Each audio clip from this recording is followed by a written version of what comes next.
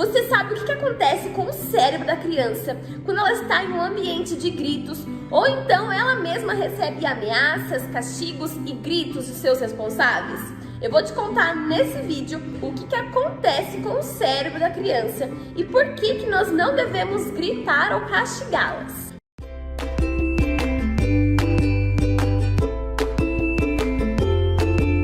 Muitas vezes as crianças elas recebem ameaças, e ameaças que eu digo é, por exemplo, se você não estudar, você não vai brincar com a sua amiga, se você não obedecer, você não vai para o balé, por exemplo. Muitos pais acabam utilizando uma atividade que a criança gosta muito de fazer como uma ameaça para ela fazer outras coisas que muitas vezes a criança acaba não realizando. Então, o que isso pode causar no cérebro da criança? Bom, quando a criança ela recebe esse tipo de castigo, de ameaças e de gritos, automaticamente o cérebro dela vai emitir duas coisas que possivelmente você já ouviu falar: a adrenalina e o cortisol. O que o cortisol vai causar na criança? Então, quando a criança ela está naquela euforia, onde ela acabou de receber uma bronca, onde um professor gritou com ela, onde a mãe colocou ela de castigo, fez uma ameaça, vai emitir um alerta para ela. E o que esse alerta vai fazer? Vai aumentar a pressão arterial da criança, vai aumentar o nível de açúcar e também o organismo ele vai ter uma pausa nas funções anabólicas.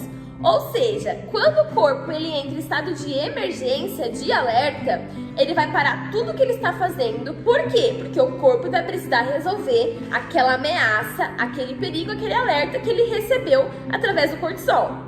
E quando a criança recebe carga de cortisol por muitas vezes, aquilo vai causar prejuízos no desenvolvimento e crescimento dela. A criança vai ficar sempre doente. É aquela criança que vive doente. Isso vai afetar também no sono da criança, no humor da criança. E nós temos também a ação da adrenalina. Então, por exemplo, a criança está em sala de aula e o professor vai lá e dá um grito com elas. O que acontece? A criança dá aquele susto.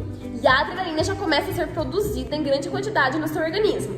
A adrenalina, ela serve para que a gente fuja do perigo. Ela vai aumentar os batimentos do coração. Ela vai aumentar o fluxo sanguíneo para as pernas e para os braços.